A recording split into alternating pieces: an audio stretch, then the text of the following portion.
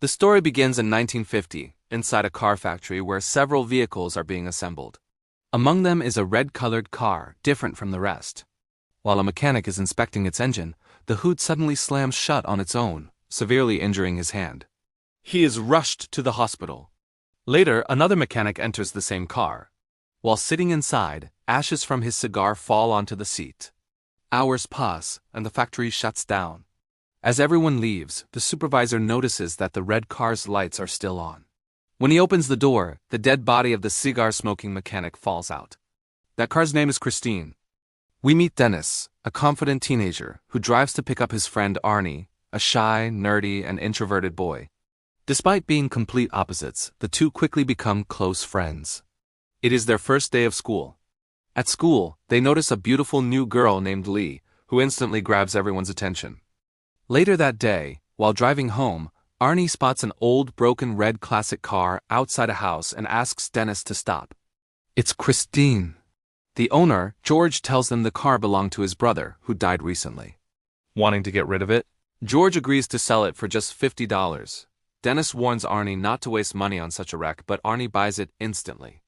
That evening, Arnie's parents are furious. His mother refuses to let the car stay at their house. So Arnie stores it at a garage owned by an old, rude man named Will. When Dennis asks why he bought such a terrible car, Arnie replies, "I didn't choose the car. The car chose me." At school, a bully named Buddy humiliates Arnie, breaking his glasses and threatening him with a knife. Dennis fights back, and Buddy is eventually expelled from school. Weeks pass. Arnie spends all his time repairing Christine. He even starts working at the garage to collect spare parts. Slowly, Arnie becomes obsessed with the car and begins to change. When Dennis finally meets him again, Arnie looks confident, stylish, aggressive, and no longer wears glasses. His personality has completely shifted. Dennis later learns a horrifying truth. Christine's previous owner died inside the car, suffocated. His wife and daughter also died mysteriously. One night, Dennis tries opening Christine suddenly. The radio turns on by itself. Terrified, he runs away. Christine turns deadly. Christine is now fully restored, without anyone repairing it. At a football match, Arnie arrives in the car with Lee, kissing her publicly. Dennis gets distracted during the game, is badly injured, and ends up in the hospital. Later, while Arnie and Lee are alone in Christine, the car locks itself, the radio turns on, and Lee starts choking.